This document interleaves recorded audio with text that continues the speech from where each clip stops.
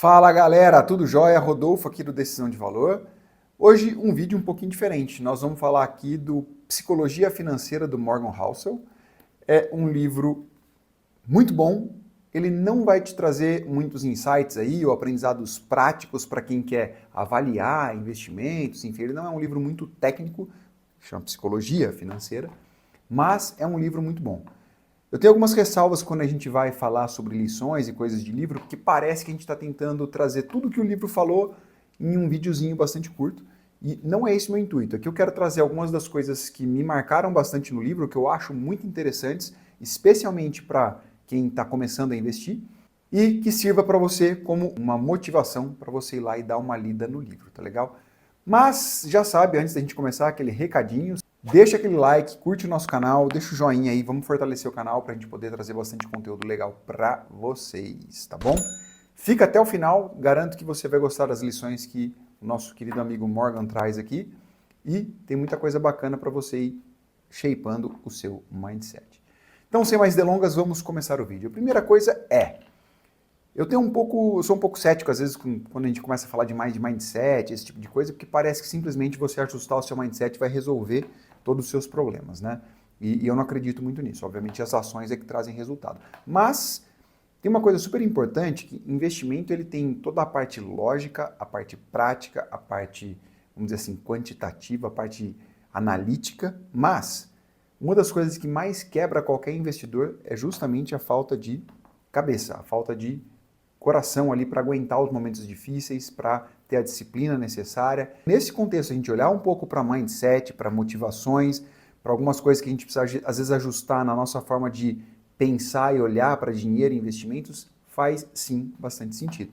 Tá? Então vamos lá, não estou querendo dizer que isso aqui vai substituir as ações práticas do dia a dia, que é só você ajustar a sua cabeça e amanhã você vai estar rico, mas provavelmente se você não ajustar aquilo que ele coloca aqui no livro como alguns dos pontos principais e que eu estou trazendo como algumas das lições, dificilmente você vai ficar rico. Então é uma condição necessária, mas não suficiente. Tá bom? Então vamos lá, galera. Bom, o livro tem aqui uma pancada de histórias, muitos capítulos aqui, né? Eles são 20 capítulos que o livro traz, inclusive no final algumas confissões do Morgan. Eu não vou falar sobre todos eles, vou falar sobre alguns que eu considero chave ali para a gente começar a fazer com que a bola comece a rodar e que a gente consiga ajustar um pouco a nossa forma de olhar para investimentos e que a gente tenha a resiliência necessária para passar aqui pelo caminho até a gente se tornar aí uma pessoa próspera, né? Com um investimento gordinho ali, nos rendendo bons frutos. Tá bom? Eu quero começar falando então dos capítulos 3, 5 e 8. Quais são esses capítulos? Capítulo 3, Never Enough, ou Nunca Suficiente, o que as pessoas ricas às vezes fazem de loucura com a grana. O 5, Ficar rico versus se manter rico. E o 8, onde ele fala do paradoxo do homem no carro, tá? Basicamente eles estão falando um pouco aqui de como é que você deve moldar o seu estilo de vida, né, e não se deslumbrar demais com dinheiro.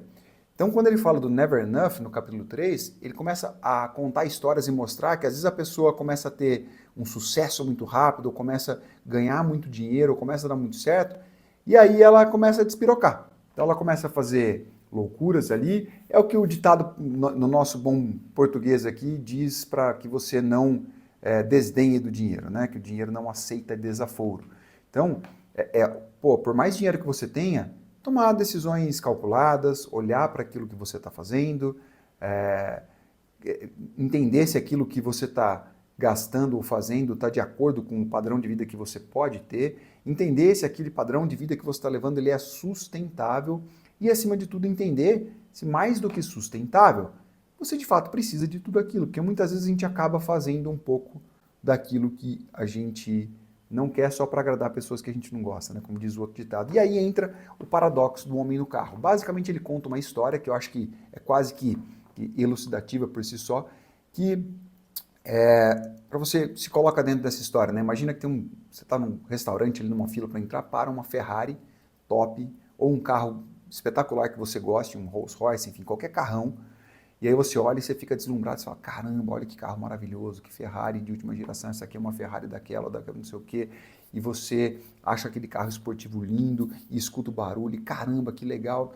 No final das contas, o que você está fazendo, você está se colocando no lugar da pessoa que está dentro do carro.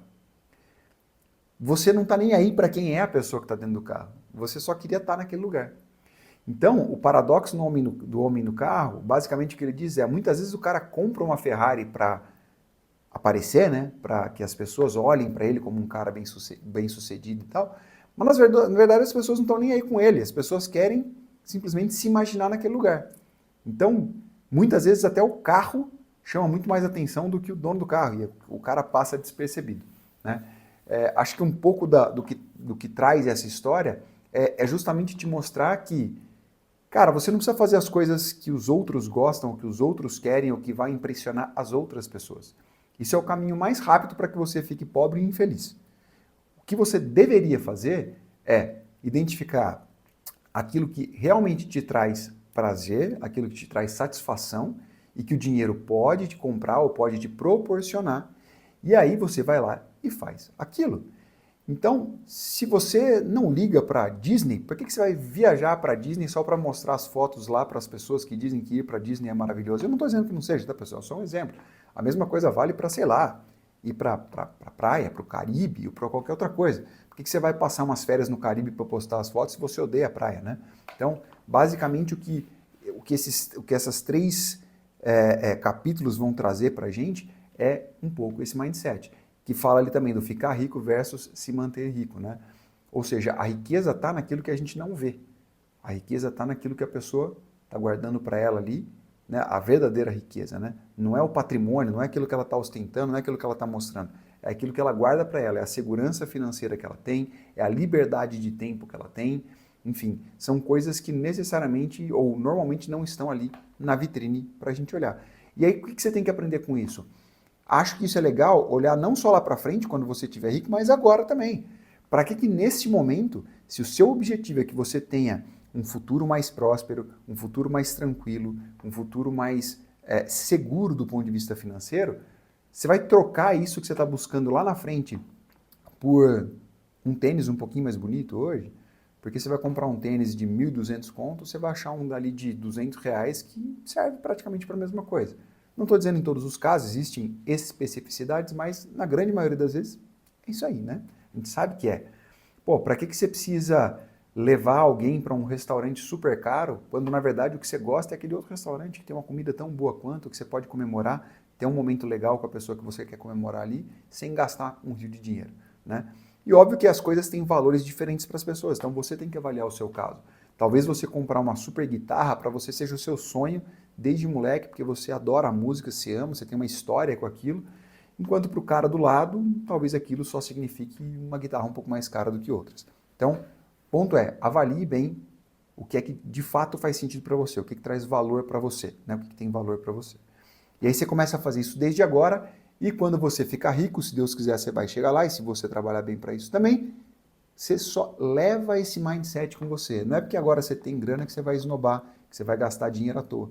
E aí você consegue construir uma riqueza, se manter rico, se manter sóbrio ali e desfrutar de tudo que o dinheiro pode trazer para você, porque o dinheiro traz sim muita coisa boa na vida, te traz muita coisa de felicidade, tranquilidade, mas você precisa saber cuidar legal também, tá bom? Então esses foram os capítulos 3, 5 e 8, tá bom? Aí tem aqui o capítulo 10 e o 4, eles vão falar basicamente de coisas que são complementares, né? Eu vou falar do 10 primeiro, que ele fala, guarde dinheiro. O conselho parece óbvio, mas por que ele foca tanto nisso? Porque a nossa vida ela é cheia de coisas que a gente não consegue controlar. E muitas vezes você foca no resultado que não depende de você, ao invés de focar no processo que depende simplesmente de você. Então, por exemplo, você conseguir reduzir o seu padrão de vida, guardar a grana, um percentual de tudo aquilo que entra no teu bolso todo mês ali, você guardar esse dinheiro, depende só de você. É claro que podem existir sim solavancos na vida ali, imprevistos e tal, por isso que você precisa ter uma boa reserva de emergência, né? Já cabe aqui também. Mas o processo de todo mês, né, viver um pouquinho abaixo do que você pode, pega uma grana, guarda, investe, vai deixando aquilo para o futuro, depende de você. Ah, mas eu não consigo guardar muito agora. Não importa, o processo depende de você.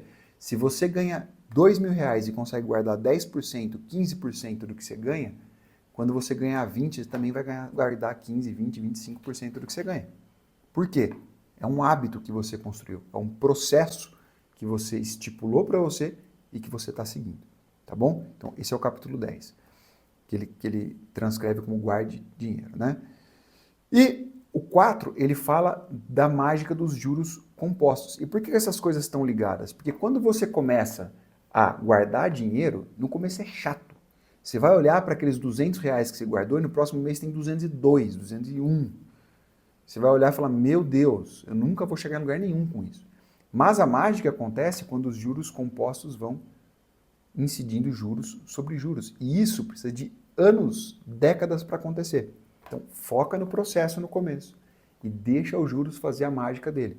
Ele traz lá a história do Warren Buffett, que ele fala que dos 80 e tantos bilhões que vale o Warren Buffett, 90 e tantos por cento desses 80 e tantos bilhões aconteceram depois que ele tinha mais de 60 e tantos anos de idade. Por quê? O que isso significa? Ela vai crescendo, crescendo, crescendo, crescendo, crescendo, crescendo. Quando ela começa a disparar, esse investimento explode. Especialmente se você se mantém fiel ali ao seu padrão de vida, as coisas que fazem sentido para você. Porque aí você não fica sacando dinheiro do teu investimento e deixa os juros crescer.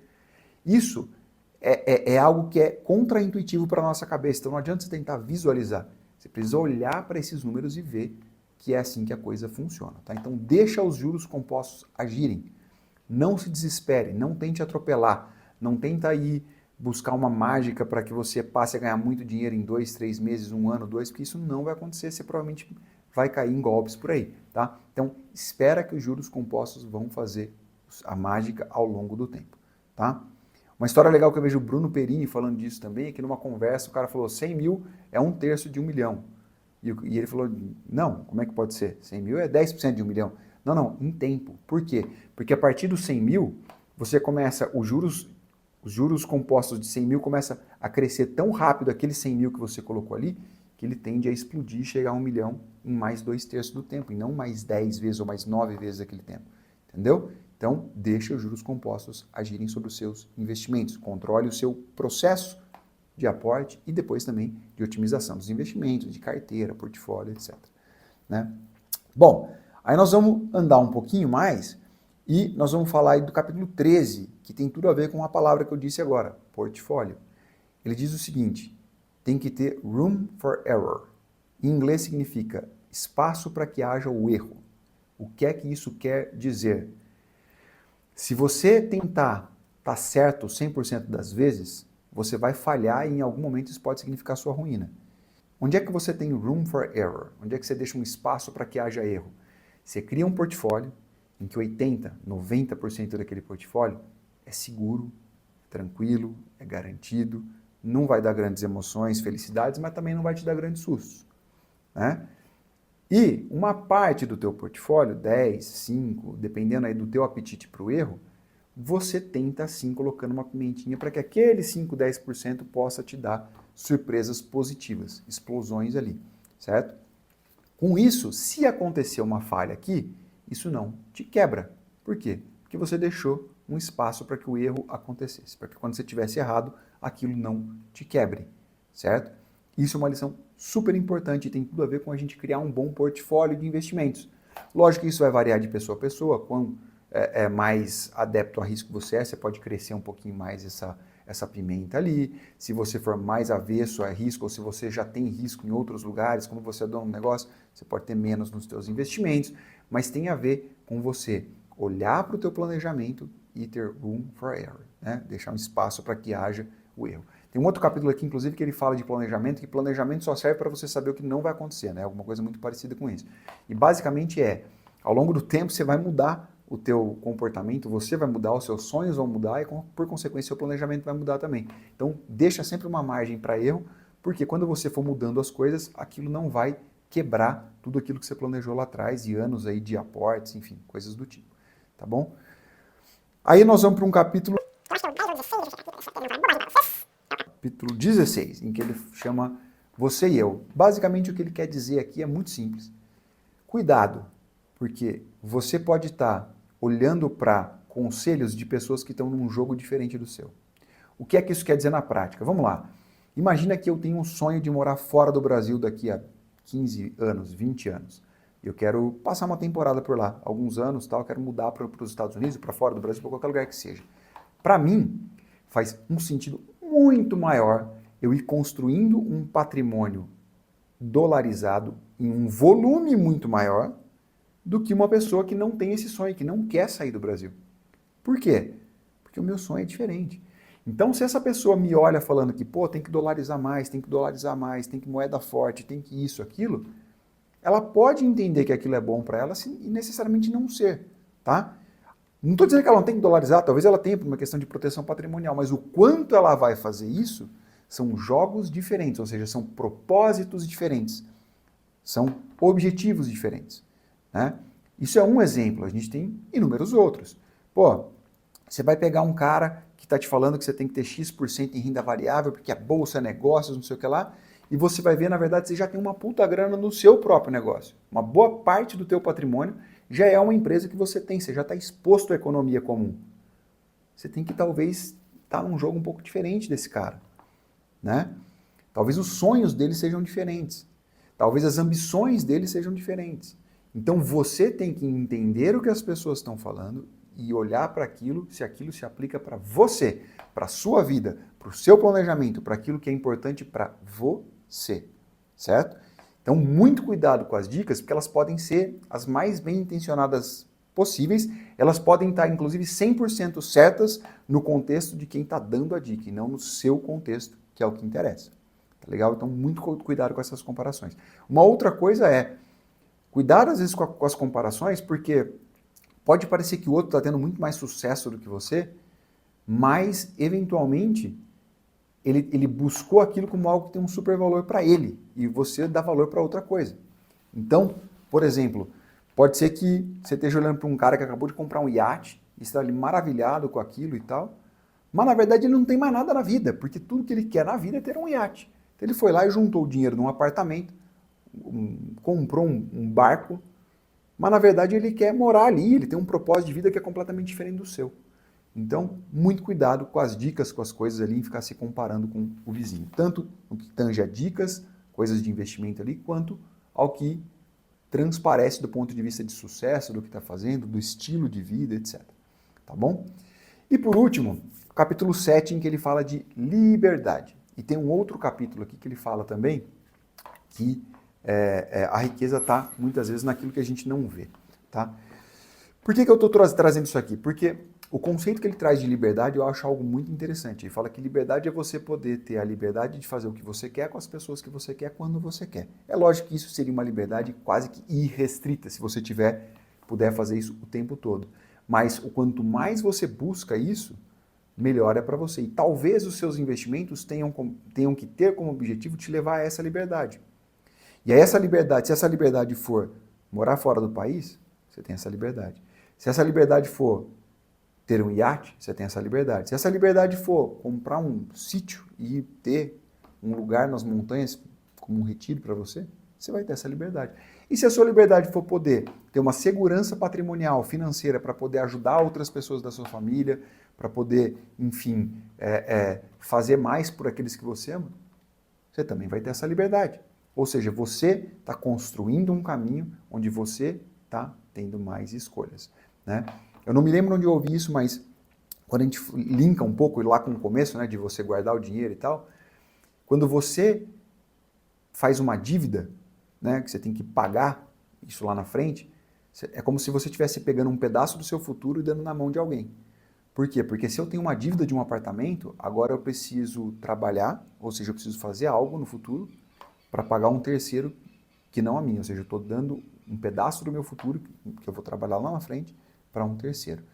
Cada vez que eu invisto uma grana, é como se eu estivesse pegando um pedaço do meu futuro e guardando para mim mesmo. Ou seja, eu estou pegando um pouco de liberdade de escolha que eu vou ter lá na frente, lá no meu futuro, e estou guardando para mim. Ou seja, eu estou comprando um pedacinho a mais de liberdade para mim lá no futuro. Tá bom? Isso, para mim, é motivação suficiente para passar aí pelos perrengues de segurar meu padrão de vida, de não fazer tudo aquilo que eu quero na hora que eu quero e guardando uma graninha, focando no meu processo aí todos os meses. Galera, espero que vocês tenham gostado. Leiam o livro, tem muito mais aqui, tá? É muito legal, as histórias valem muito a pena. É um livro gostoso, fácil de ler, não é um livro denso. Recomendo bastante, tá bom? E espero que vocês tenham gostado. Deixem aqui seus comentários, dicas, perguntas. Valeu e até a próxima.